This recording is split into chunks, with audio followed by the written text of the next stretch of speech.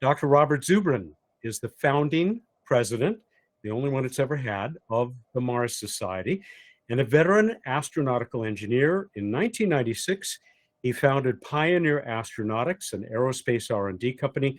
He led for 27 years, successfully executing more than 70 programs for NASA, the Air Force, and the Department of Energy. I did not know until I saw your website that you sold the company last year. I hope congratulations are in order for that. Prior to founding Pioneer Astronautics, Dr. Zubrin worked as a senior engineer at Martin Marietta and Lockheed Martin, as well as in areas of nuclear power plant safety, radiation protection, and thermonuclear fusion research, which is something that's likely to come up this evening. He is a fellow of the British Planetary Society, the former chairman of the executive committee of the National Space Society, that other space society, and the holder of 20 patents. Also the author of, is it 12 books, or does this make it 13? Makes it 14. 14, okay. You got to update your bio on the website. Of course, that's why we're here, is to talk about the latest book, The New World on Mars, What We Can Create on the Red Planet. And a lot of you probably, like I did way back in the 90s, read The Case for Mars. And Robert, I will mention to you again, because you probably hear it all the time, I was in the audience in 1990 when you presented to the National Space Society, when you presented the original Mars plan, Express Plan, and I was part of that standing ovation. And so I salute you again for what you achieved, what you've achieved since then, but especially for what you stimulated as part of that, what has flowed from that presentation. I bet, do you hear it as often as I bet you do? Well, that certainly was an afternoon to remember. It was the first public presentation of Mars Direct, and I was invited to give the closing talk at that conference, as sort of a pitch hitter for a speaker who dropped out. And well, it was electrifying, and changed everything. It sure did. I didn't know that you were a last minute substitute. Wow. Now talk about, like stepping in like 42nd Street and becoming a star. Your volume's a little bit low. If it's not easy for you to adjust, maybe you can get a little closer to your microphone. Okay. And All I'll right. use that opportunity. Perhaps this is better? Yeah, a little bit better, I think. Yeah, Okay. We can rely on the inverse square law. I got to start here. What a day for this conversation. Were you watching that successful fourth flight of Starship and the Super Heavy booster this morning? Yes, I certainly was. And yes, it was quite the show. And it's emblematic of SpaceX. Their philosophy is build it, fly it, crash it, fix what went wrong, push further into the flight envelope until something else goes wrong, fix that, push on. And now they've pushed all the way through, except for, of course, the actual landings. And so my guess is we'll have 2 more flights before they get it down. The next flight, the Super Heavy will land correctly, and then they'll land the Starship. Or at least, I have no basis for that prediction other than it sounds about right. But Falcon 1 failed 3 times before it succeeded. Falcon 9 succeeded in reaching orbit on the first time, but their attempts to reuse it failed 5 times before it succeeded. Starship, the upper stage launch and landing, failed 5 times before it succeeded. So I wouldn't say this was a failure, because they accomplished all the objectives they set out for this test. But it succeeded in getting all the way through the flight envelope, except for the landing, which was not attempted. And now comes that part. And so that's 4 flights. They get 1 more before they have to do the picture perfect complete flight. So I say on flight number 6, they make it to landing, but we'll just see how it goes. That does seem to fit the pattern, though, of their Yeah. past development. I mention this in particular because Starship appears all over this book, The New World on Mars. You obviously see it or a vehicle similar to it as helping us to achieve what you would like to see us achieve on the Red Planet. Right. Okay. New World on Mars is a book about the settlement of Mars.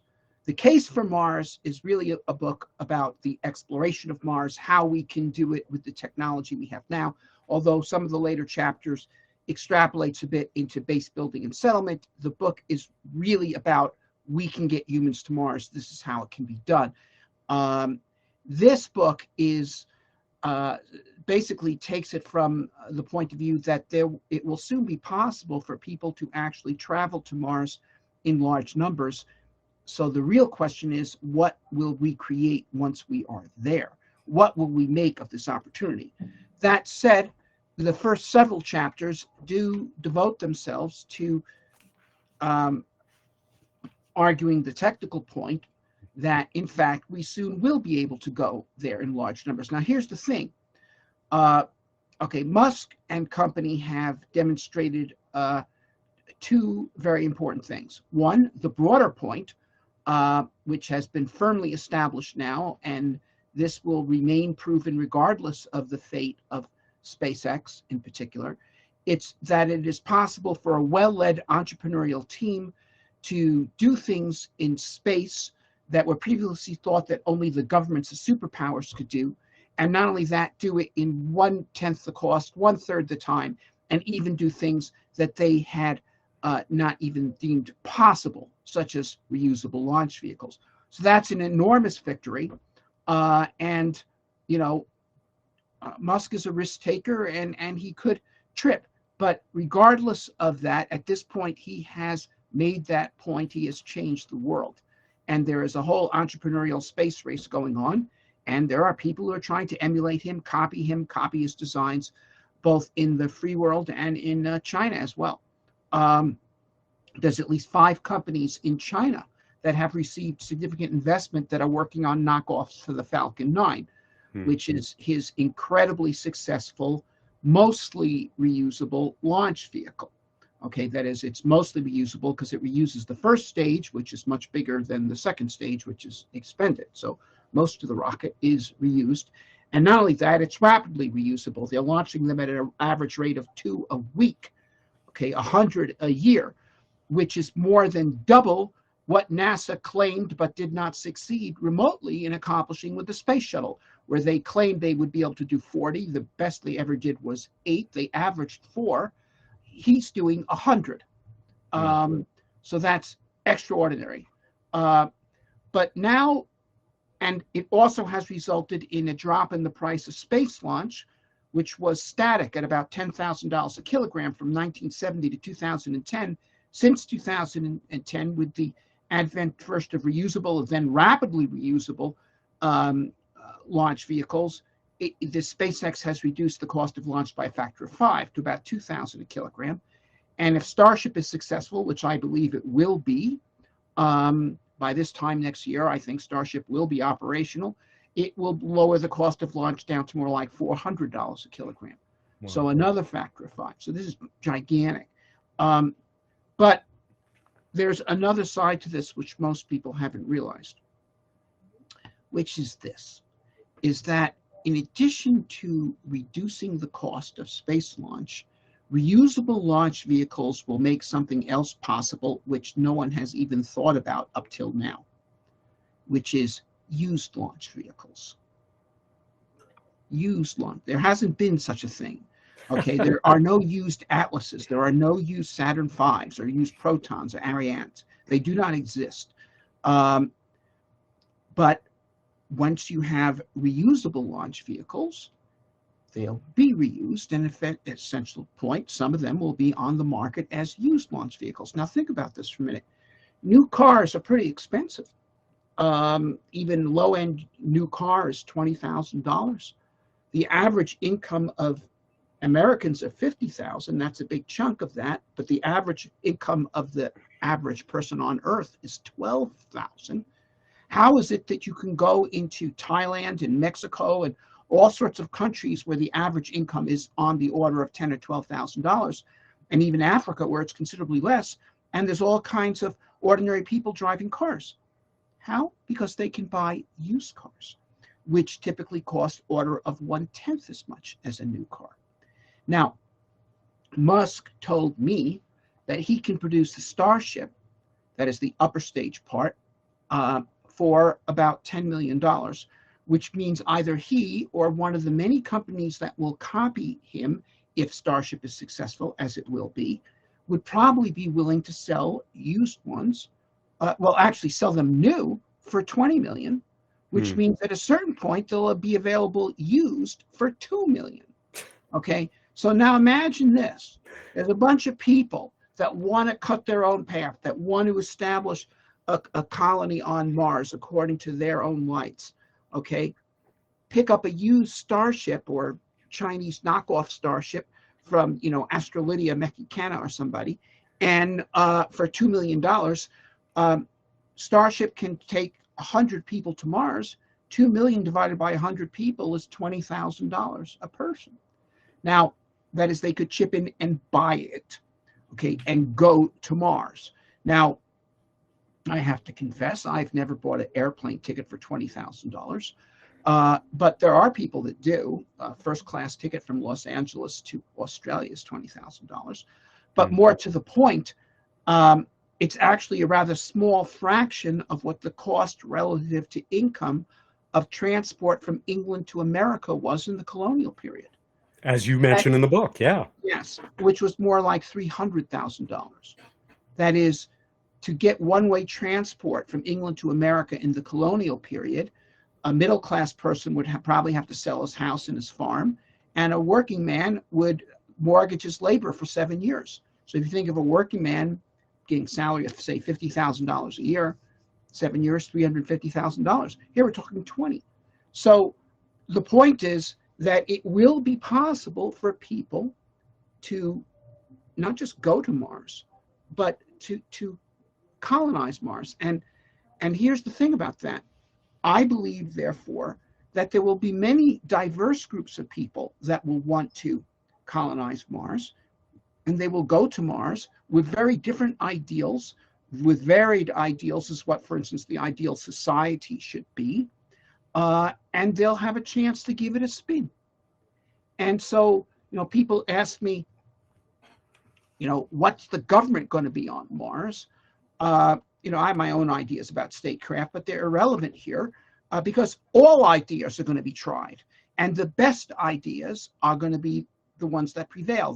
The best ideas that result in the best way of life will be the ones that draw the most immigrants and therefore outgrow the rest and become the prevailing form of society on Mars, and actually potentially set a very positive example that will be emulated on Earth. As, for example, the American democratic experiment, as imperfect it has been, nevertheless, was better than what had existed in the old world. And it has been emulated worldwide, even by people, tyrants who do not have democracies, want to pretend that they do. It's the standard. And a lot of places really have established democracies and other such things. That which works best gets copied. So I was going to go through the book more or less in order, and then I decided, no, the stuff that you address closer to the end of the book, which you've already begun to touch on, the why we will do this on Mars and how you expect it will work, is perhaps more significant. So we'll come back to the engineering details that you cover in tremendous detail, impressive detail up front. But let me read to you the first of several quotes from the book that really struck me. To be free, it is sometimes necessary to go somewhere else and far away. This holds true for individuals being hunted by debt collectors, criminal gangs, political bands, or state authorities. It is true for those who would practice forbidden forms of enterprise, professions, or technology, who would give voice to forbidden ideas, or who find demands for conformity to new or old orthodoxies incompatible with their self-respect. It is also true for religious groups whose views and practices are deemed odious by surrounding society, or who themselves find life within a disrespectful surrounding culture intolerable. Freedom. So it seems like maybe you believe that at some point the Statue of Liberty is going to hand the torch off to Martians.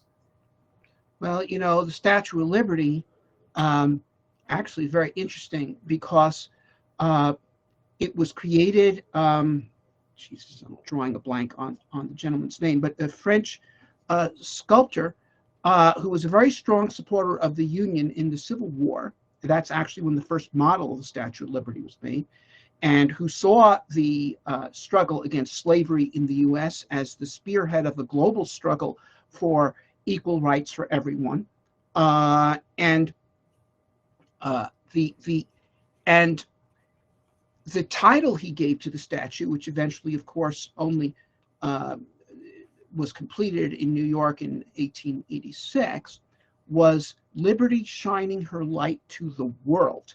And while most of us today view the statue through the lens of Emma Lazarus's poem that she's welcoming immigrants to the New World, and that's fine, but the actual original concept was much more bold. It was liberty facing east to shine the light of liberty to Europe, to the old world. That's right, shining her light to Europe, saying, Europe, this is the light, see the light, wake up. So she wasn't just welcoming refugees from Europe, she was trying to free Europe. And that this is the example. Look to this. And I think that, okay, look, Martian city-states, as I said, I think there will be quite a few, and they will be varied in their concepts. They will be in de facto competition for immigrants, because the ones that attract the most immigrants will outgrow the rest and become the prevailing form of society on Mars. In fact, you talk about labor being maybe will become the most important human resource on Mars. Well, certainly, but creative labor, okay, but I'll get to that in a minute. But this is a basic idea here. Okay, so this is why extraterrestrial tyrannies will be stillborn. No one would want to emigrate to them. So it's possible you could have an extraterrestrial dystopia, but it will remain small. It will be outgrown by free societies, okay? And in fact, in order to grow the best, these Martian colonies will have to, the Martian colonies that ultimately prevail, will have to offer something better than what people have on Earth, and higher forms of freedom. And they'll also need freedom for another reason, because Martian colonies will need to be highly inventive technologically to meet their challenges, and that can only happen in a free society. But but just basically, on the most basic terms, they'll have to offer a better way of life, and thus they will shine their light back to the world, not just to other colonies on Mars, but to Earth as well. And so this is a very fundamental thing. Now, another thing we should observe here, okay, is that freedom is what is giving us space. That is, why is there a SpaceX in the United States but not in Russia? Okay, there are people in Russia who are fascinated by the idea of human expansion into the cosmos, and some of them have serious money. But there is no SpaceX. Why? Because if anyone created something like a SpaceX in Russia, Putin would steal it. Okay, that is, there's no liberty under law in Russia. So, and even if one goes back further, okay, while the Apollo program was a government program, it made use of the creative potentials of a free society to outrace the Soviets in space decisively, despite the fact that they had a head start. So freedom will give us space. Okay. Similarly, or in reflection, space by first of all, Martian colonies will be highly inventive. They'll create new technologies. We can talk about that, but technologies themselves are a form of freedom. They free you from toil. They free you from necessity.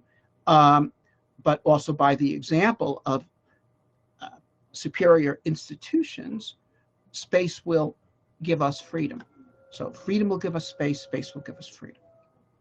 How important a part of all of this is the concept of the frontier? I mean, you talk in the book about the importance of the expansion west across North America. Mars has the advantage of not, as far as we know, having any Martians to subjugate or repress. Is a new frontier key to human thriving and maybe even survival here on Earth? It's one of the two. Okay, first of all, the phenomena that you have with America of this extremely creative society. I mean, for the past 150 years, America has about 4% of the world's population and 50% of the world's inventions. And the other, almost all the remaining 50% is coming from other Western societies in Europe and elsewhere. The freedom is the source of invention, but the freedom in America had an additional thing, which was an open frontier. They had a place where the rules hadn't been written yet. Now, there were other places in the Americas which had an open frontier, but they didn't have freedom. Okay, so you need both. Okay, you need both. You need to both have, as it were, the laboratory where one can do noble experiments, but you also have to have the mind that wants to do noble experiments. And I believe this is, well, it has proven extremely healthy on Earth as a source of both technological and social progress. And I think it's important that we retain an open frontier, and we can, because there's an infinite frontier available to us if we choose to go into space. Okay. Now, on the other hand, if we remain confined to the Earth, you run the risk of a concept developing that there's only so much here. There's only so much here. There's only so much to go around. And this mentality is extremely destructive. It sets all against all. I believe that the great catastrophes of the 20th century were caused fundamentally by this idea that there's only so much to go around, and so we have to take it from them, or we have to get rid of them before they take it from us. So just to be very clear that the people understand, anybody who maybe has not yet reached that part of the book, not about a true shortage of natural resources, but the perception of it. Correct. Look, the world was obviously not overpopulated in 1914 or 1939. Okay. Hitler, proclaimed that it essentially was. He said, and I quote, "The laws of existence require uninterrupted killing so that the better may live. And Germany needs living space, et cetera, et cetera." But here's the thing about that. He also said something else that was very interesting. He said that the idea of uninterrupted progress through science is, and I quote again, "a Jewish plot to undermine the people's belief in the necessity for war." Now, it's not a Jewish plot, but it does undermine people's belief in the necessity for war, which is why he hated it, because Hitler, like other tyrants, need people to believe in the necessity for war, because the conceit that war is necessary is the primary support for tyrannies. That's their fundamental justification. We cannot have dissent because we must be strong because we are faced with a world of enemies. Okay, this is basically Putin's pitch right now. And so the idea, tyrants need the idea that war is necessary. The idea that war is necessary rests on the foundation that we are living in a zero-sum world. Okay, if you can prove that the fundamental nature of reality is not zero-sum, then you undermine the conceit that war is necessary, and therefore you undermine tyrannies, who are the only people who actually want war. I want to bring it back to Mars and eventually to more of your thinking about the potential economies involving Mars, that triangular or three-way trade pattern. But first, though, I mean, you mentioned to me this morning that you wanted to address the justification for putting humanity on Mars that so many other people express, including Elon Musk, that we need a Plan B planet. We need a place in case Earth is destroyed by either a big rock or by other humans. At least we'll be able to continue our species on the red planet. You have a problem with that? Yeah, I do. Now, I don't know if Musk or some of these other people actually think of that as the justification. They may just be saying that because it seems like something that is an easy thing to explain to people. Well, we need to have a lifeboat. But in any case, I think it's very poor idea. Look, first of all, it wouldn't work. The idea you establish offshoots of human civilization on Mars, even after they become able to produce a great deal of their own products, they'll still need to trade with the Earth. And if Earth was wiped out, they'd be wiped out. But more to the point, that's not even the point. Okay. The idea of becoming spacefaring is not so that there could be a few survivors elsewhere when the Earth gets destroyed. It's that we are expanding the powers of Earth, of the human race rather, to defend itself. We become spacefaring, we will be able to divert asteroids, which is something that a non-spacefaring species can't do. Okay. Furthermore, however, we establish new creative branches of human society on other worlds. They will make technological inventions because these will be societies composed of technologically adept people in a frontier environment where they're both can be free to innovate and forced to innovate. Okay, technological inventions that will greatly expand human capabilities to deal with all sorts of challenges, from not just asteroids, but pandemics, famines, you name it. Okay, so, I mean, look, yes, okay, we're Americans, and our own ancestors typically benefited a great deal personally by coming to America. In many cases, they saved their lives by coming to America. But the fact of the matter is only a tiny fraction of Europeans, or let alone Asians, actually came to America.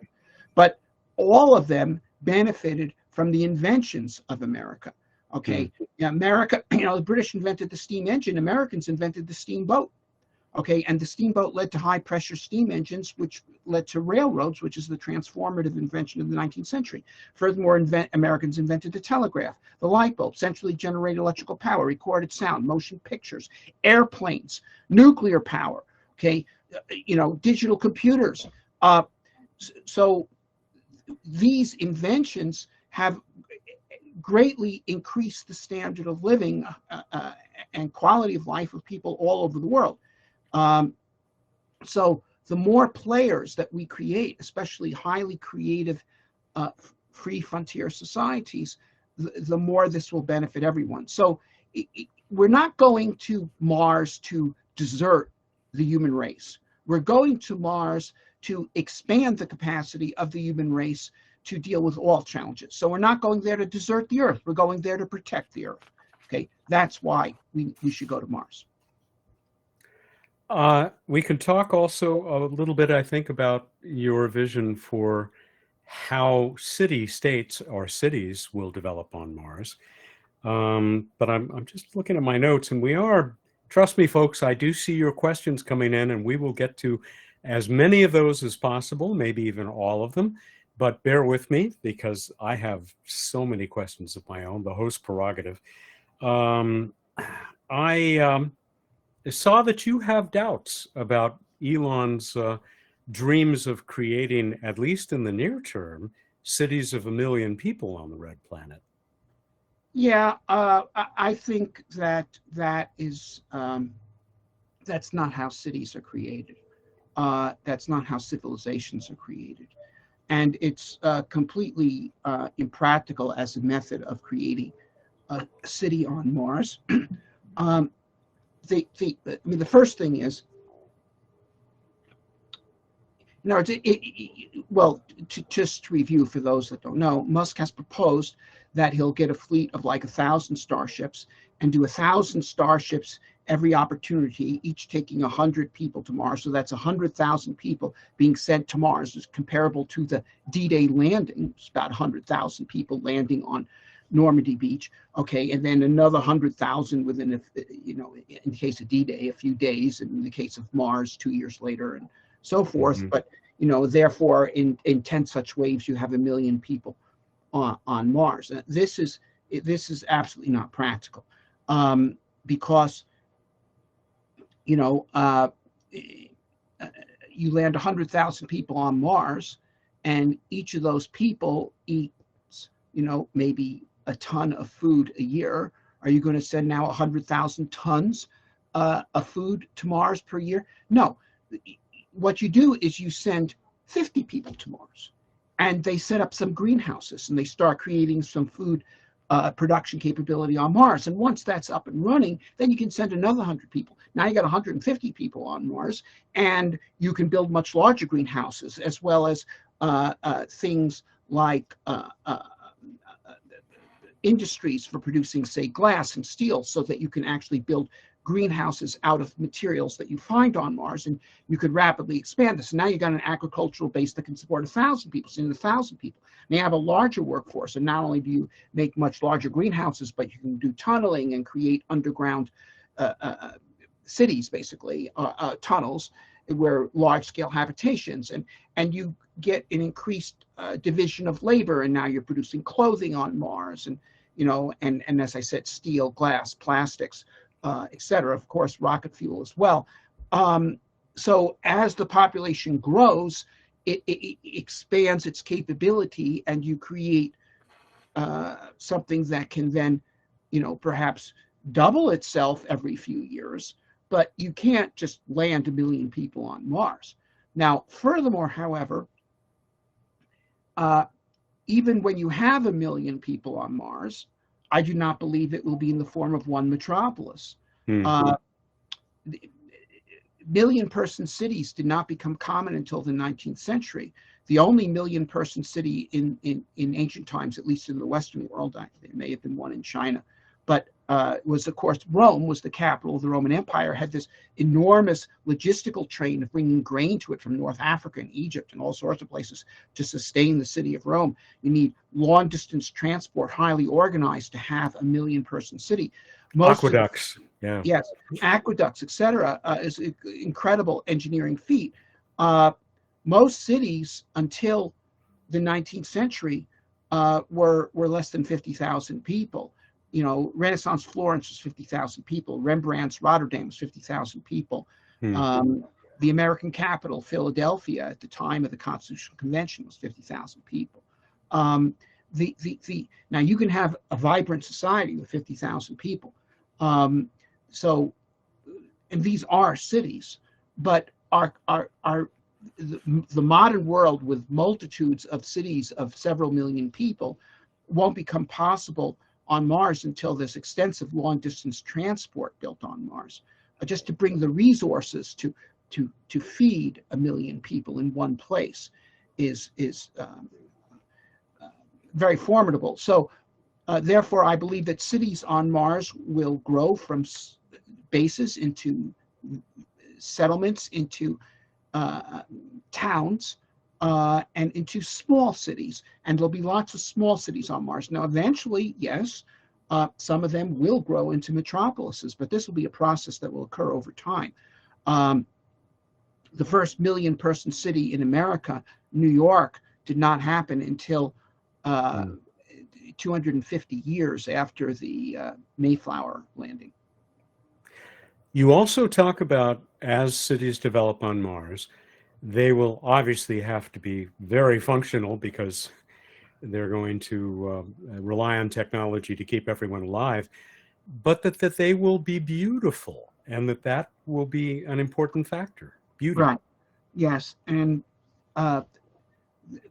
the successful Martian cities will have to be beautiful. Mm-hmm. Okay. No, you can have a failed city, can be in any way you like, but but once again, the Martian cities, in other words, look, first of all, in the book New World, I do not go at what's going to happen on Mars based on my own utopian scheme. Okay, because while it's conceivable someone 100 years from now on Mars might read my book, they will only do things that they want to do. Okay, they're not going to take my ideas, even if they knew about them. But rather, my point of view is that everything's going to be tried on Mars, and the things that will emerge will be selected by natural selection, essentially. The ones that outgrow the rest. Now, there's two things involved in the growth of a Martian city. One is immigration. So Martian cities that are total dumps, like, in Total Recall or something, will not be terribly attractive to immigrants. And while mining bases and such can be very Spartan in their nature, if we're talking about cities and population growth, the other key factor besides immigration as such is female immigration. Attracting, Mars needs women, as you Mars said. needs women, absolutely. And now, the reason why we're having this conversation in English, even though I don't have a drop of Anglo-Saxon blood in my body, and is that the British women went to North America and French women did not. This was because the British colonies in North America were organized as communities with community institutions, churches, schools, all of that. Okay, whereas the French colonies in France had 4 times the population of England in the 16 and 1700s, were organized as for-profit fur trade posts. Okay, and as a result, British women were willing to go to North America and French women were not.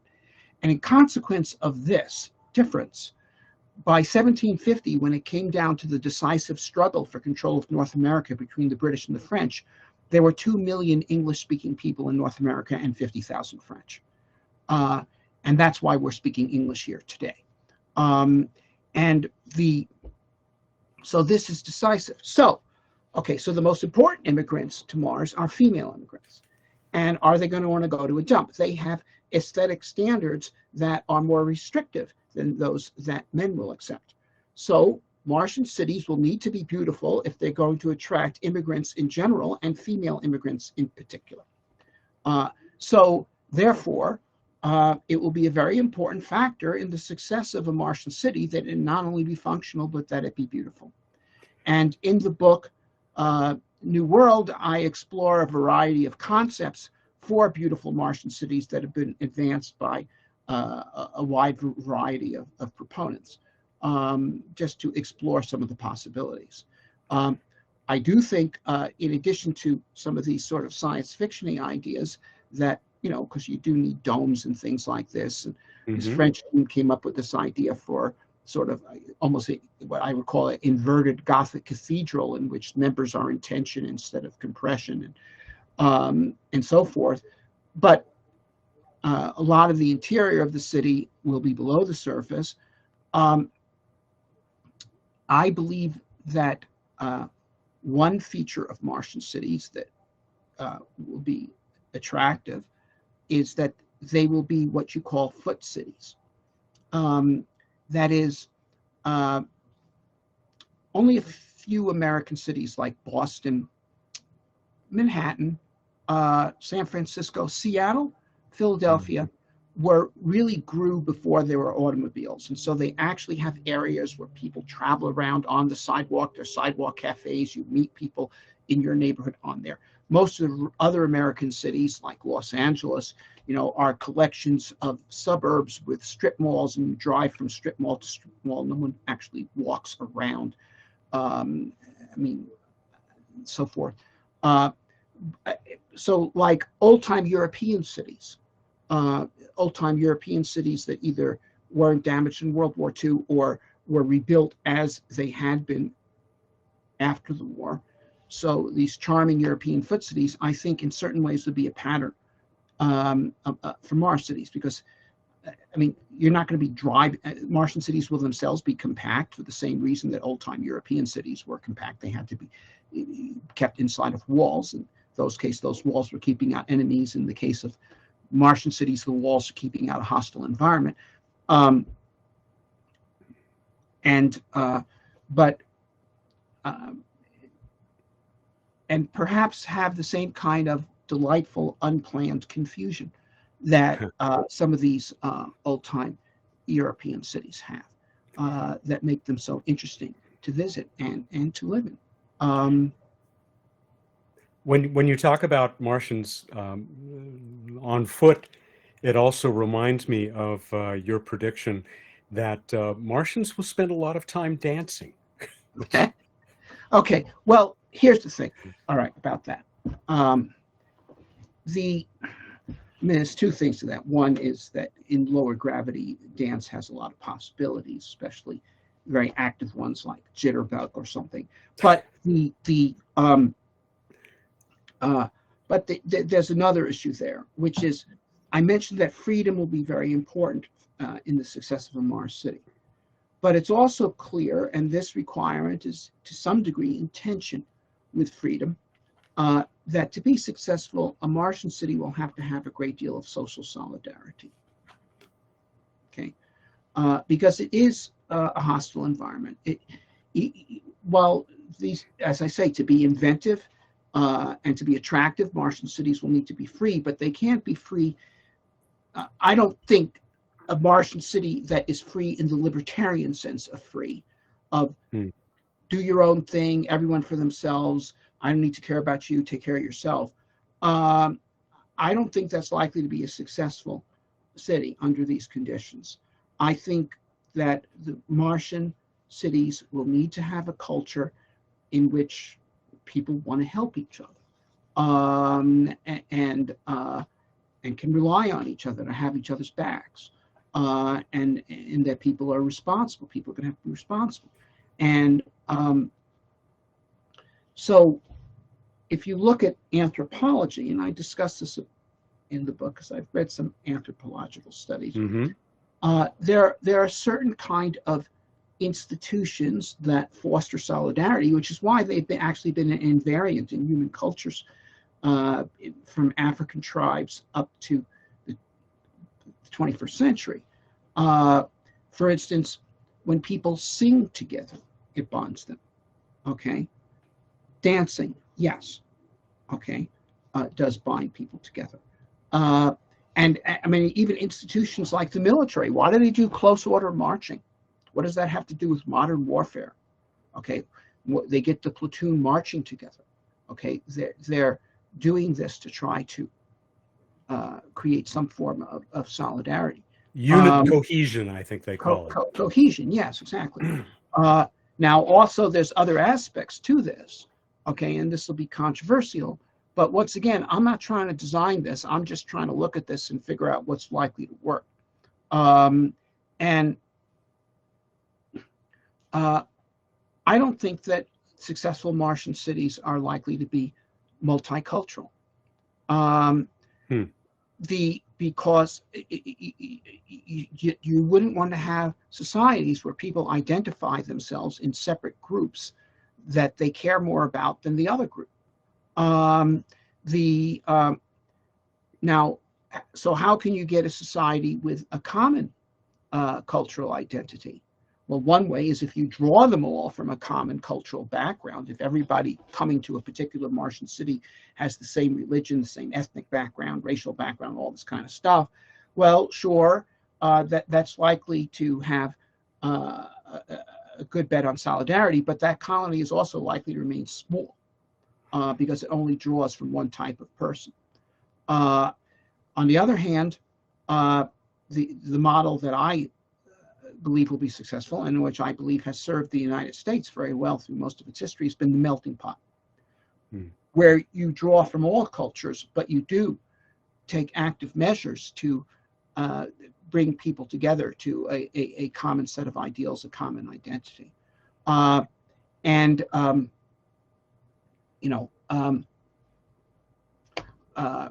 in this respect, by the way, of course, one of the frontline institutions in the United States in the melting pot has been the public schools.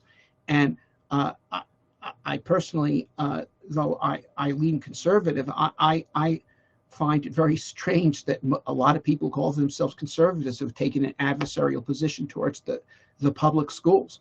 It seems to me to be completely counter to the goal of bringing America together. Anyway, that's a side issue. But I do think that you can have Martian cities. They'll do everything. There will be multicultural Martian cities, but I think they'll have problems. And there will be ones that come from, a single religion decides to establish their own colony. Yeah, they can do that, but it'll be small. I think the Martian cities that ultimately prevail will be a single culture, but drawn from many. So I think of the United Federation of Planets, which is incredibly diverse, but they share a culture, it seems, at least Right. in my experience as a Trekkie. I want to make very clear here and give you a second to talk more about this, because this could be, if somebody doesn't really dig into the book, sort of dangerous social territory. Not only your talk about multiculturalism, but also about the role of women in Martian society, as you suspect it will develop. And how important it will be that there will be lots of children in addition to immigration. Right. And I want to give you a chance to talk about, are you saying, okay, it's the role of women to have babies? I don't think you're saying that. I'm Not saying that. exclusively, certainly. I'm not saying that. I'm saying, actually, if you want to know, that the most successful Martian cities will be the one that solves the problem, which is the primary point of discussion of most women's literature in the United States today, which is, how can a woman have both a career and a family? Because, yes, both as individuals, women want to have careers and families, but also looked at from the point of view of the city, they want to have the talent of the woman in play in the workforce. And yes, they do want also there to be children. So this has been a tough nut to crack. But I think that a Martian city-state that actually puts some real thought in trying to solve this problem, okay, it will attract a lot of women, because this is what Freud asked, what do women want? Well, this is what women want. And they'll attract them, and furthermore, they'll benefit from both their creative talents as professionals, as workers, as leaders, as inventors, as everything in the life of the city at large, and also, yes, to have children, because gotta have children. I should say at this point, as we approach the top of the hour, that Dr. Zubrin has already said that he can stick around and we can talk for a while longer. Is that still the case? Sure. Great. Let me start. I have so many more questions of my own, but it's not fair for me not to start getting to some of the questions that are coming in. These may not be quite as well organized as they would be when, as in the past, when Amber has been here to help out and feed me things. But let me just take in order what I see. The first one that I saw come in, other than a lot of greetings from many of you, is from Craig Reed. In 1968, the movie 2001: A Space Odyssey showed a reusable launch vehicle providing cheap access to the space to the music of the Blue Danube Waltz by Johann Strauss II. That was the dream of the future. I have that model of that Pan Am Clipper shuttle sitting on my desk at the Planetary Society headquarters. Today, we watched SpaceX's Starship reusable launch vehicle make major progress toward recovering both stages to the music of the Blue Danube. Wasn't lost on me either, Craig. After 56 years, the dream of cheap access is becoming a reality. Imagine all the new things humanity will soon be able to do in space. So not a question, but yes, Craig, great observation. It's a chance for me to bring up, Robert, that another thing that you say about not just used Starship car lots or spaceship lots where we can pick one up on the cheap, but also starships that don't return to Earth that become useful on Mars, and perhaps also as part of what you think will be Mars's key role in trade with the asteroid belt. Yeah, sure. Uh, well, Starship, why send a Starship back to Earth? I mean, occasionally probably will, okay, but there aren't going to be a lot of people emigrating from Mars to Earth, okay? And I mean, this is one of the weaknesses of Starship as an exploration vehicle, in that well, as for exploration missions, it's excessive in size, and now sending it one way to Mars and landing it there, that's interesting. Now you have an apartment house on Mars, either using the Starship as is or refitting it like, we refit Skylab was a Saturn V upper stage. They once they got it into orbit, they sort of remodeled it and it became a space station. Yeah, lived in the gas tank. Yeah, that's right. So yeah, you could empty those propellant tanks on Starship, and now it becomes an enormous habitable structure on Mars. That's one way to use it. But the other thing you could do with Starship is, now you've gotten it to Mars, you could use it for a long-range surface-to-surface transportation on Mars, but also for voyages to the asteroid belt. Now, here's the thing, okay, about this. Mars economy, I think, is going to have three major props. One I've already mentioned, which is inventions, which they will be able to license on Earth. That is, inventions that they make to meet their needs, they'll be able to export the patents, as it were, license them on Earth. That's going to be a major source of income for Mars. Another will be land development. Once you've got a city on Mars or a town, you can start making additional land habitable by putting in electric wires, habitation structures, etc. And now you've got something to sell there. But the third thing, though, is the asteroid belt. Okay, a lot of people, undoubtedly in the Planetary Society, know all about how there's extremely rich deposits of precious metals in the asteroid belt. And there's the possibility there, as it were, for an asteroid gold rush. But the way you make money off of a gold rush is not by mining gold. It's by selling blue jeans to gold miners. And what San Francisco was to the 49ers, or Seattle was to the Yukon, Mars will be to the main asteroid belt. Because both due to its position and due to gravity, it's much easier to send things from Mars to the asteroid belt than from Earth. And I show the numbers in the book. That is, if you had a Starship in Earth orbit and you refueled it completely, it would not be able to do a round-trip mission to Ceres, the largest asteroid in the main belt and typical of the main belt, in terms of delta V's and so forth to get to it. Wouldn't be able to go there with any cargo. If you had a Starship in low Mars orbit and refueled it, it would be able to go to Ceres with 200 tons of cargo and bring 200 tons of cargo back.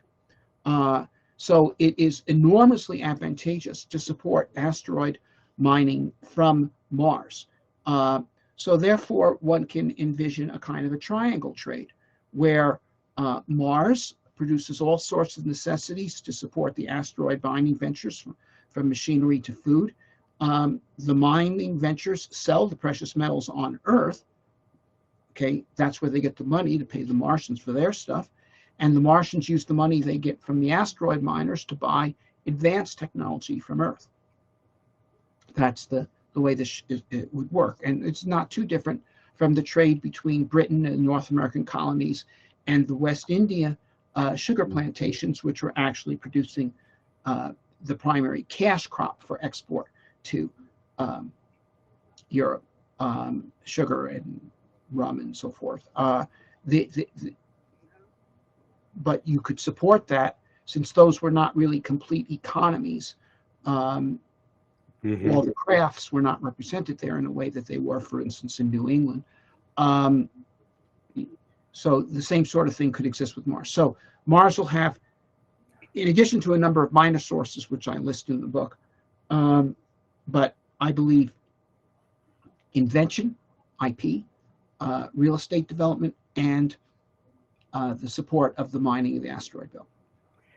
I don't know that we'll get to real estate development, but you have some interesting thoughts about that as well. But I'm going to go on with some more of these questions that have been coming in from people, because some of them have been waiting a long time. Jeff, I think, has a question that's a little bit tongue-in-cheek for you. It's fascinating to think about the prospect of used space vehicles market, but should we also worry about anybody who might purchase a used Starship that turns out to be a lemon? It's probably going to happen, right? It will happen, sure. So you want to bring someone to inspect it who understands. Always cars. A good idea. Bring the mechanic. Okay, or maybe buy the warranty. Right.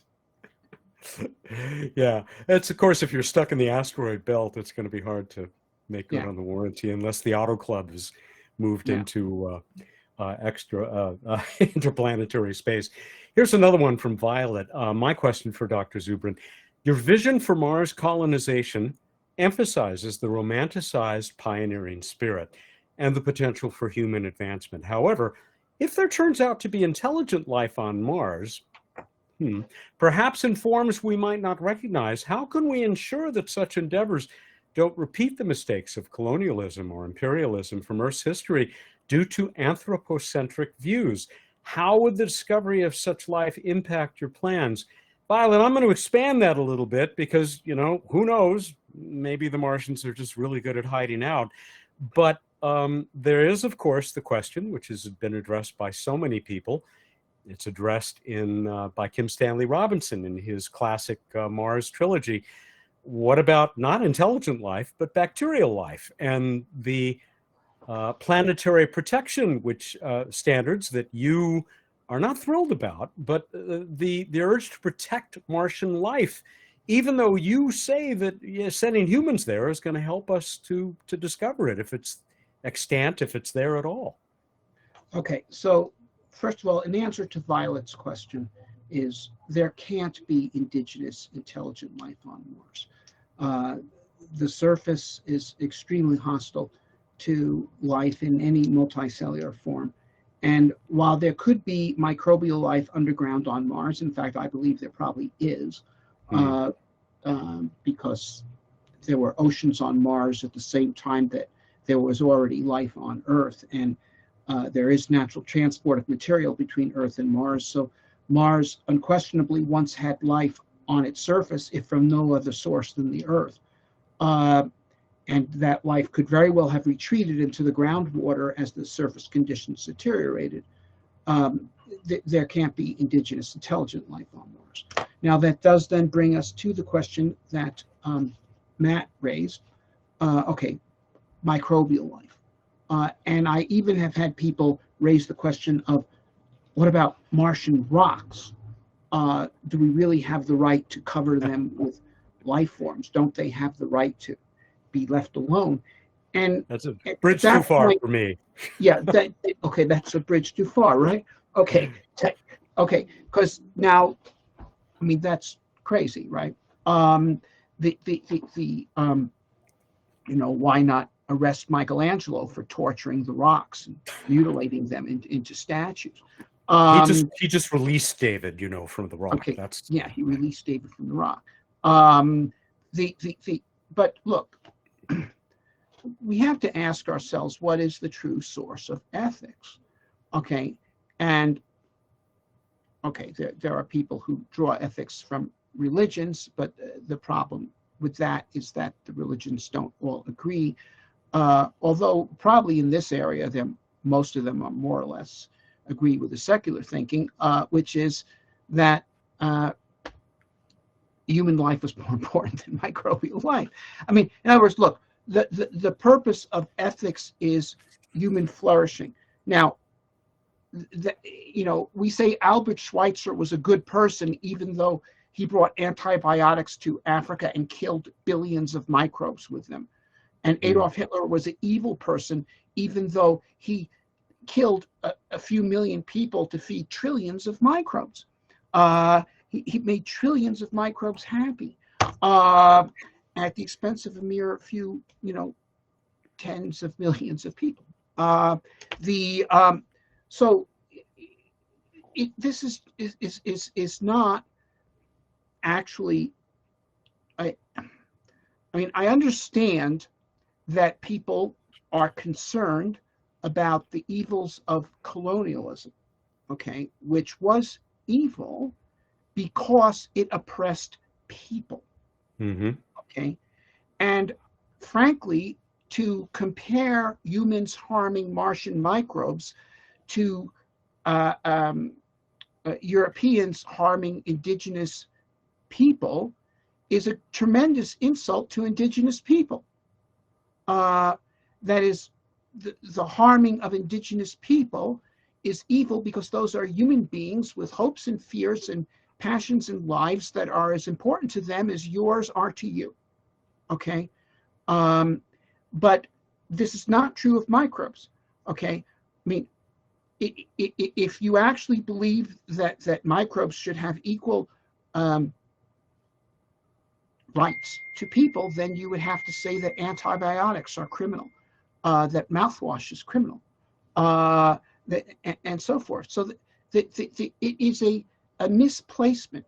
And people who are concerned about oppression of indigenous people should address those concerns to the condition of indigenous people on Earth today, and not sort of translate it into this other realm, which frankly, it's an insult to indigenous people to say that the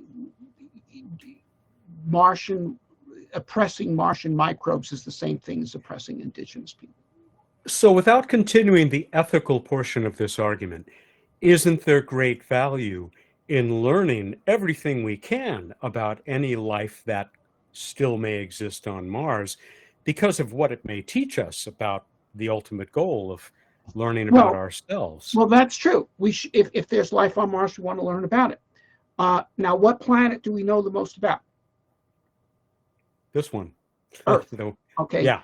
And that's because we're here. We will learn the most about Mars by going there. Now, look, I also mentioned the idea that Martian life it could well have originated either from Earth or indigenously on the surface because it had water, oceans, and all that back in the day. And then it could have retreated into underground because the surface right now is hostile to life. But the same is true with the first life on Earth.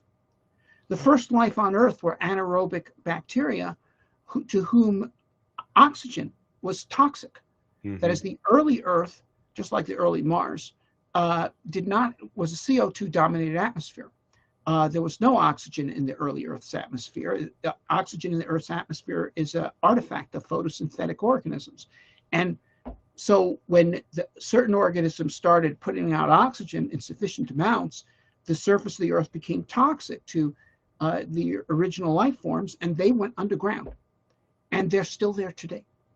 Okay, that is, despite the fact of the creation of this massive biosphere on the surface of the Earth, these anaerobic life forms down there, they've been there since before the Paleozoic, and they've seen the trilobites come and go, and they saw the dinosaurs come and go, and the mastodons come and go, and the Wehrmacht come and go, and they're going to see the rest of us come and go. So I think the idea that human settlers on Mars would have such an impact on the marsh and subsurface environment just to drive the life forms there extinct when the entire terrestrial biosphere has not been able to drive the anaerobic life forms living in the Earth's groundwater extinct. But if we want to learn about them, we should go.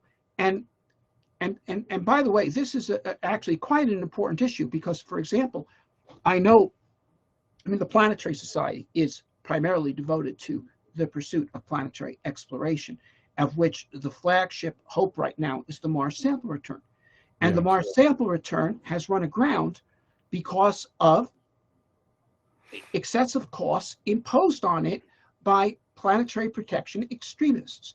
Okay, because, for example, in part at least, yeah, right. Oh yes, Okay. yes, because okay, if we didn't have these planetary protection requirements to so-called break the chain between the surface and the return, the Curiosity lander, and also used on Perseverance, can land a ton on Mars, and that is sufficient to land a two-stage, fully fueled Mars ascent vehicle with a capsule on top and an MER-sized rover that could go out, collect samples, stick it in that capsule, and shoot the thing right back to Earth. And you wouldn't need this European orbiter.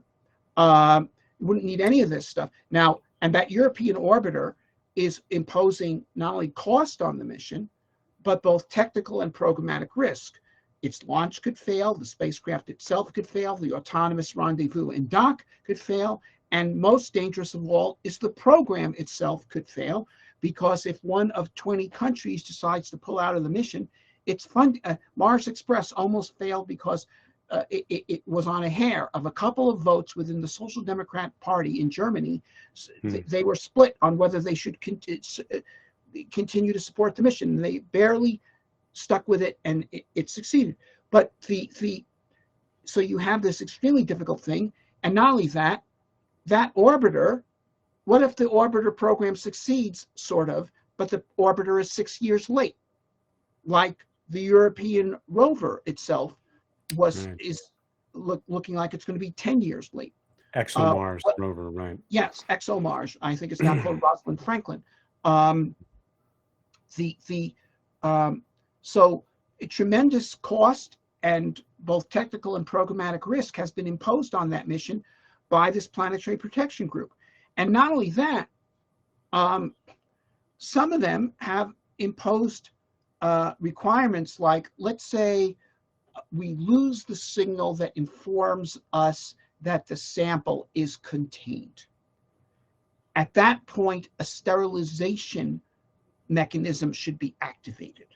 Now, think about this. I do not believe that there could be life in Martian surface rocks.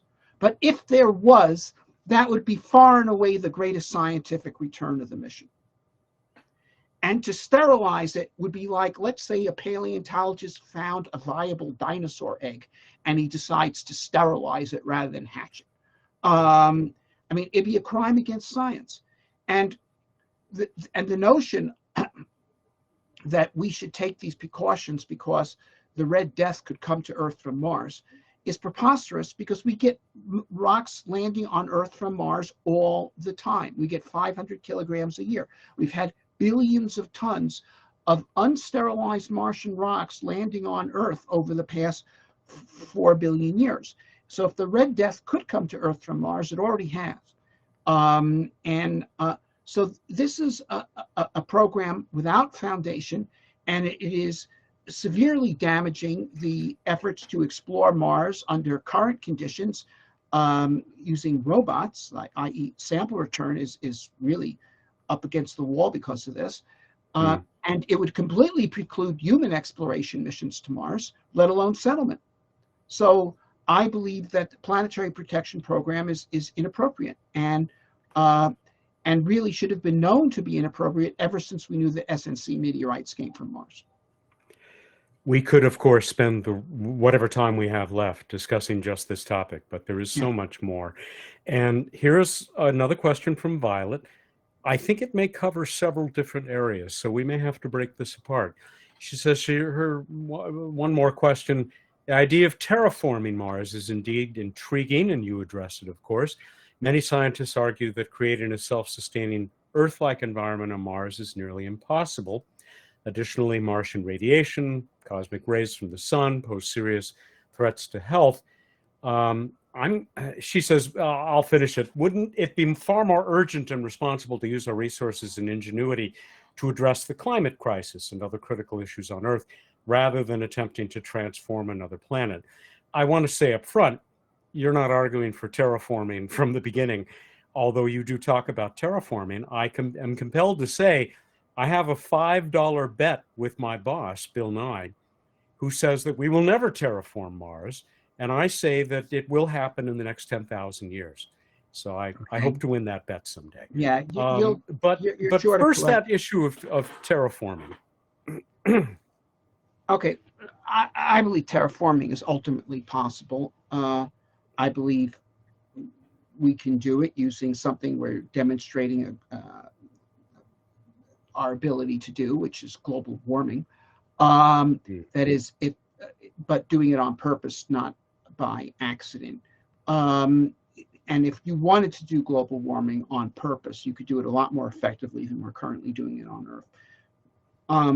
You could produce artificial greenhouse gases that are, 4 or 5 orders of magnitude more effective at greenhousing agents than CO2. And in fact, the next question we have came from Grant. It talks about, you mentioned perfluorocarbons as a way to induce climate change on Mars. And he's wondering how easy would it be to get that fluorine on Mars? But we can get to that later. Well, actually, we'll get to that.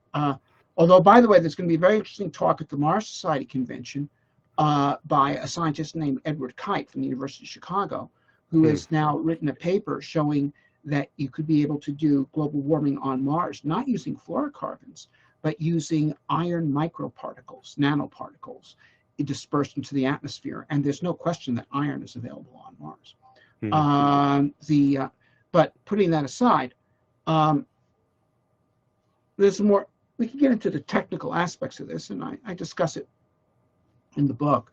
But there's a broader question here. Okay.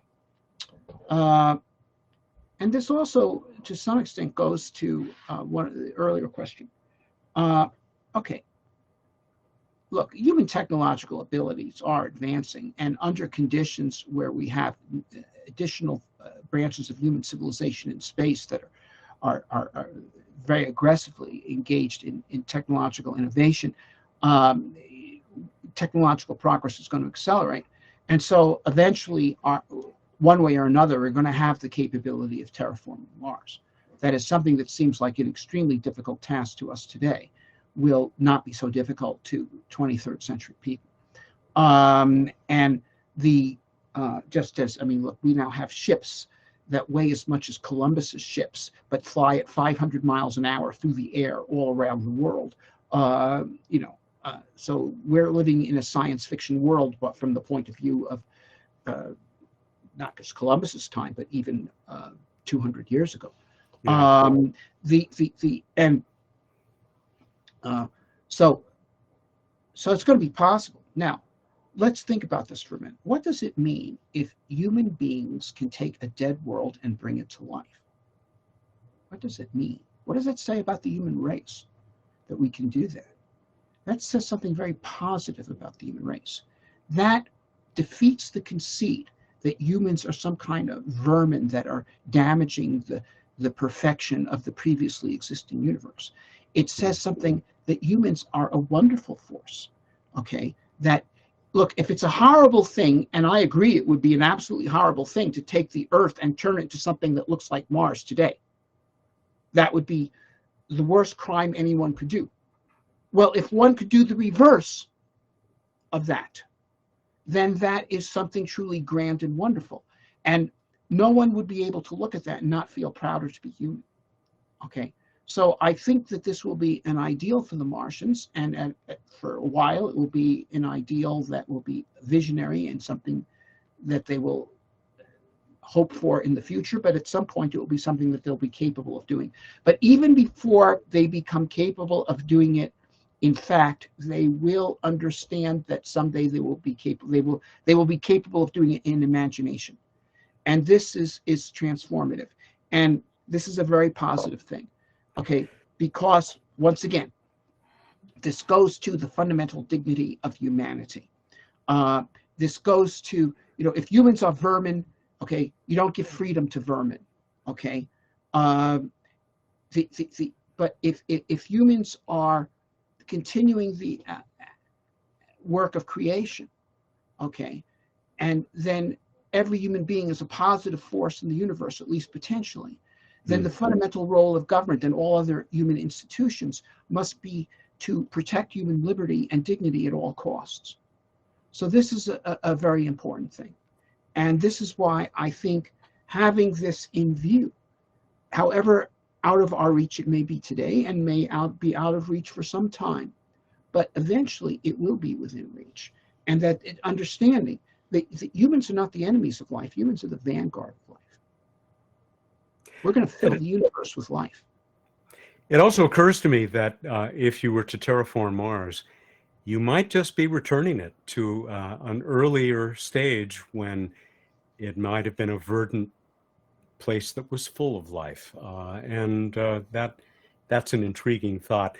I'm going to use the second part of what Violet, her sort of three-part question, to bring up something else. And she talks about, the challenge of radiation, both from the sun and cosmic rays, which you do address, and other challenges that have been addressed by others.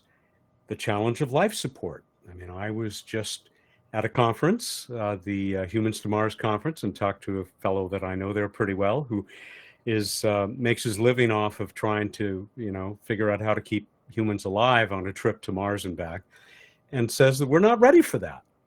And he wishes we were, because he could sell that technology. But challenges like that, the challenge of agriculture, making sure that once you have those greenhouses on Mars, that they're actually going to work. And many other kinds of challenges, a lot of which were addressed in a book that you weren't a big fan of, Kelly and Zach Weinersmith's A City on Mars, which I actually think you were a little bit too tough on them, because they're solid Martians. They want to see all this stuff happen. That's what they told me anyway. No, but they're not. No. Go ahead. The Weinersmith's book is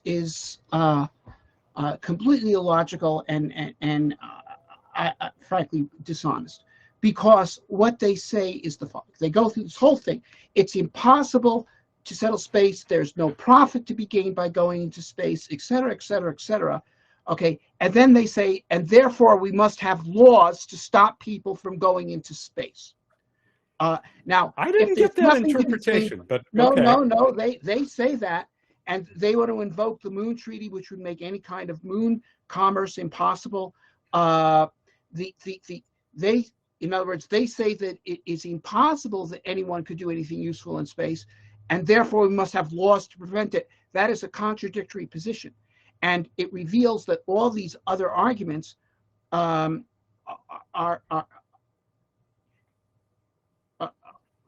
fake, because their real position is they want to stop this from happening. And so that's a real problem with the Weinersmith book. I wrote an extensive review of that book that appeared in Quillette, which is an online magazine.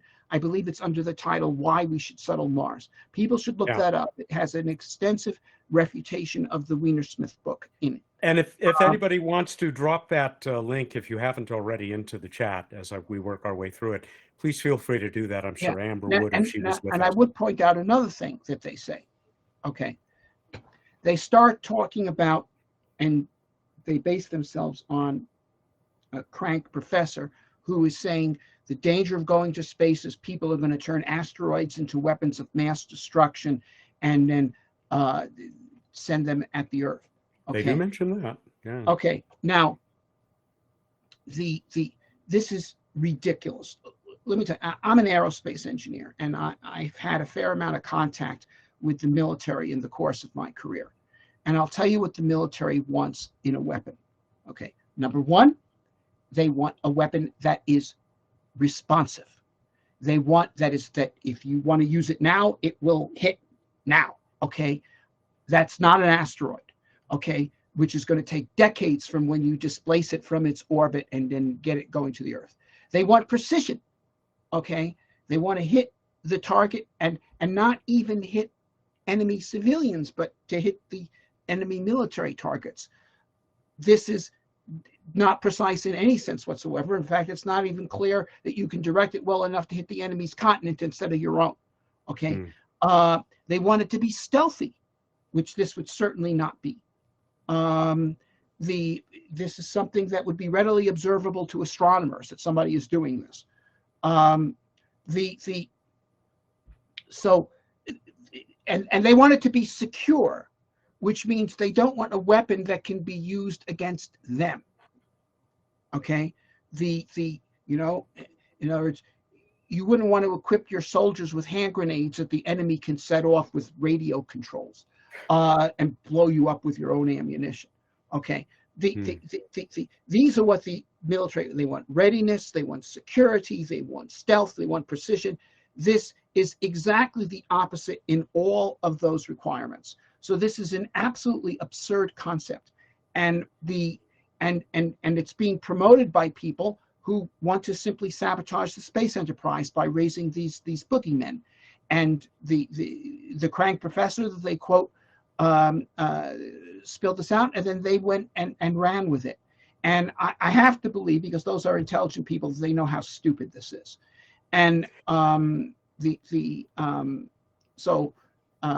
is not good. Now, I will say this. Okay, let me just say something else about this. Okay. Okay, because we are in potentially a pre-war situation right now. The world today, okay, Lincoln said the house divided itself cannot stand. The Union, we cannot remain half slave, half free. It will become all one or all the other. Well, the world today is a house divided, half slave and half free. And hopefully we can settle this peacefully, but it will become all one or all the other. And the creation of free societies in space will add weight, will add strength to the free half of the house divided. And look, if you can look at what's happening right now in Ukraine, the Ukrainians are fighting even with the Russians because of space assets, space-based communications, Starlink, GPS, guidance, guided munitions, communication, reconnaissance as well. And and in every case, whenever a more technologically demanding realm is opened up for human activity, it tends to benefit the more liberal societies in terms of military balance. And this has been true from the days of sea power, from Athens through the British Navy. Air power, even though the Axis powers in World War II were the first to exploit the air, it was the Anglo-Americans that ultimately really showed what air power could do. And today, even though the Soviets were the first to get into space, the exploitation of space by the more technically advanced liberal societies is what is giving those societies a competitive edge, in as much as they have one. And so the abortion of the space enterprise in general would not just be dangerous to a positive human future in space, it's dangerous to a positive human future on Earth. I'm going to stick with my feeling, having read the book as well, that the Wienersmiths are not quite as pessimistic or as even deceptive as you're describing. Be fun to get you together with one or both of them sometime. Well, I asked them to debate me, and initially they seemed to be willing to do it, but then they backed out. So I'll restate the challenge. I am willing to debate the Wienersmiths, and I'm willing to debate them in front of a neutral audience. I think it'd be wonderful if the Planetary Society offered a forum for. I would be happy to moderate that debate. Okay. All right, that'd be great. Maybe we could have a debate on this show. Maybe. Let me go on, because we are taking an awful lot of your time. We're nearly 90 minutes in now. Let's see if we can get through a few more of these, and maybe one or two more of my own. From Deborah, I feel all those in the Planetary Society should put forth a comprehensive plan of how to colonize Mars so that we don't make the same mistakes we've made here on Earth. What is proposed in your book is interesting for sure, but I see too many holes in your conclusions about how best to do this. Are we really ready to take this step, or the steps that you predict we will take toward Mars? Are we ready? I think it's unquestionable that humans will begin the settlement of Mars before we're ready. We will become ready by doing it and having a number of missteps. But then working it out. I mean, I think it'd be wonderful if the Planetary Society drew up its ideas on how Mars should be settled. But I will have to tell you that whether it's the Planetary Society or Elon Musk or me or any other individual today, you might conceivably find a group of people that are willing to implement your ideas, but there'll be many other people that will implement other ideas too. And everything's going to be tried. And some of it will work and some of it will fail. Progress is done through experiment. Sure. We will start this before we are ready. And that could be catastrophic for some people, but it could turn out to a brilliant success for others.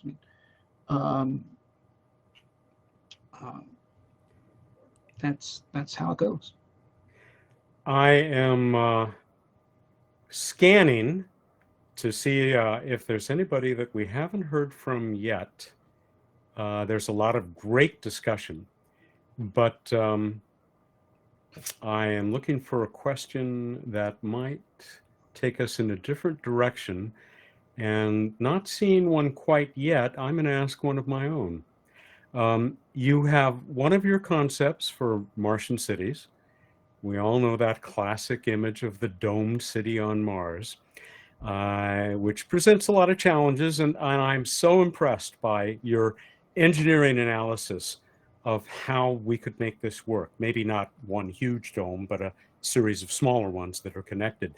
But also this fascinating concept of basically having an aquarium over your head, aquaculture, as providing radiation shielding, but also a place where you'd be growing some more of your food. Right. Okay, what's the cheapest form of transparent shielding? Water, which in addition has a virtue of being something that can be a home for life itself. And so you could have your a considerable part of your colony under a shallow artificial lake, which could also serve as an aquaculture facility, but it also provides ample shielding against cosmic radiation and all that sort of thing, and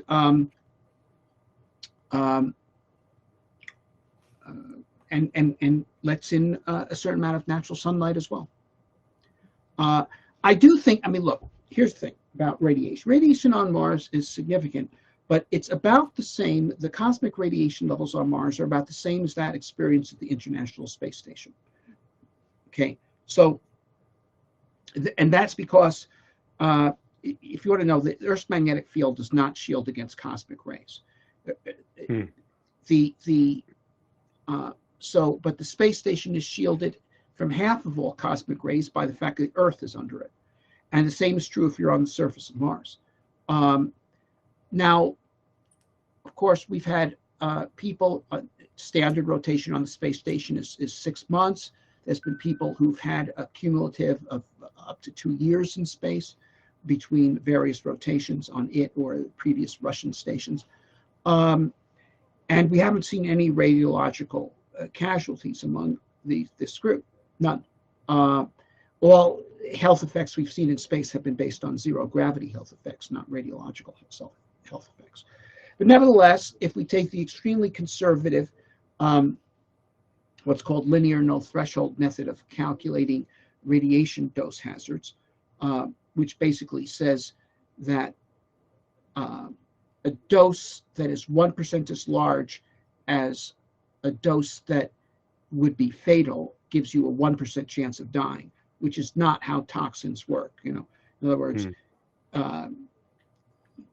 you drank 100 glasses of wine in one night, you'd probably die. If you drink one, it's not a 1% chance of dying. But nevertheless, if you take that, the kinds of radiation doses you get on the surface of Mars would, well, what would it be? It would increase your risk of getting cancer at some point later in your life by about 0.25% per year. That is, if every 4 years you'd be increasing your chance by 1%. And that would, that's a risk comparable to a moderate smoking habit. But that's if you spend all your time on the surface. Okay, most people spend less than 10% of their time outside. How many hours a day do you spend outside? Not enough. Okay, I think most people today, except for farmers, spend 2 hours or less a day outside. Okay, so if you're inside, you might as well be underground, and you're fully shielded.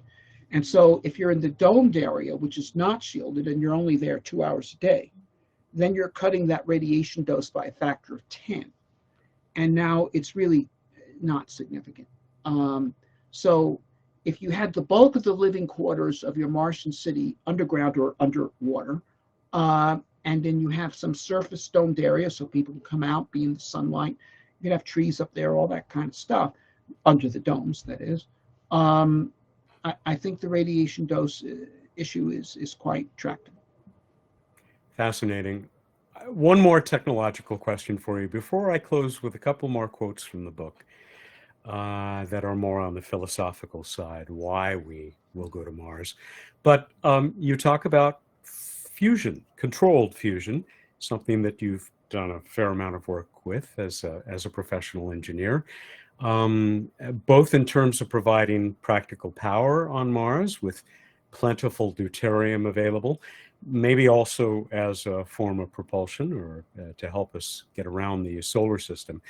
And of course, the challenge there is that nobody's made it work yet, at least not in a practical way to return power. You talk about the ITER plant, which this amazing international consortium is pulling together and is how many years behind schedule now?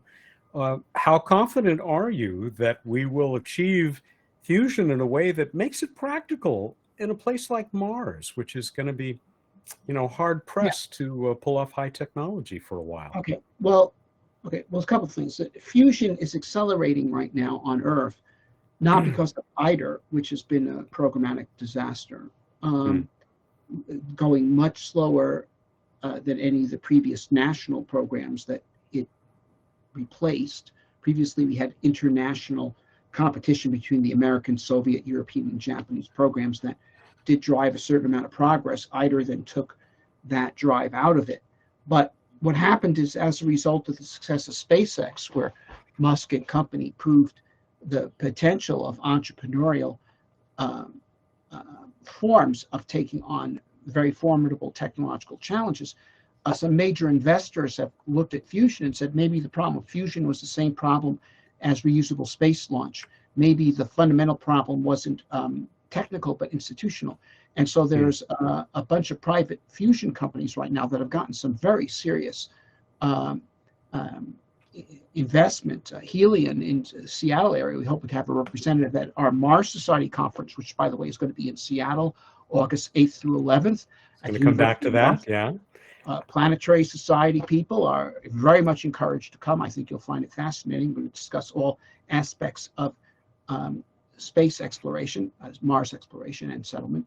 So we're having, things are really picking up in the fusion world right now. Commonwealth Energy in Boston, Tokamak Energy in Britain, they're moving ahead on schedules of having ignition demonstrated within a few years, not a few decades. But here's the thing. I think we'll have fusion ignition this decade on Earth, and maybe commercial fusion on Earth a decade or so later. But the impresarios of fusion are going to be the Martians. Because you see, look, on Earth, we got fossil fuels. And in addition to fossil fuels, we have solar, we got wind, we got hydroelectric, we have nuclear fission. There's no fossil fuels on Mars. There's no hydroelectric. Wind is weak. Solar is weak. Fission is, of course, possible and will be used in initial expeditions and in Mars colonies. But refining fission fuel requires some complex industrial facilities. The fusion, on the other hand, runs on deuterium, which can be extracted very simply from hydrogen. And the life support system, any space life support system, always has a water electrolysis step in it, where you liberate the hydrogen from the oxygen. And once you do that, you've set it up where you can separate deuterium from light hydrogen. So Mars and deuterium is 5 times as common on Mars as it is on Earth. So they'll have natural access to deuterium and not easy access to the alternatives to fusion. And so I think it's Martians who are really going to bring fusion to maturity. And you know, as I mentioned, the British invented the steam engine. Americans invented the steamboat. Why? Well, and this because the only real highways that early America had were rivers, and the sailboats have a hard time on rivers, but steam offered tremendous ability to navigate rivers. Now, the steamboat engines had to be much more efficient than steam engines for pumping water out of coal mines, which was how they were being used in England.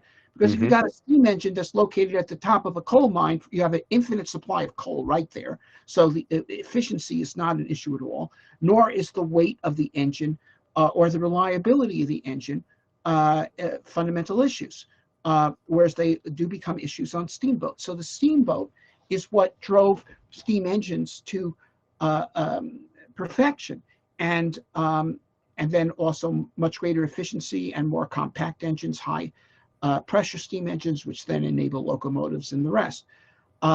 So just as the Americans invented the steamboat and then opened the way to railroads, the Martians are going to be the ones who take fusion all the way. Necessity is the mother of invention, someone said once.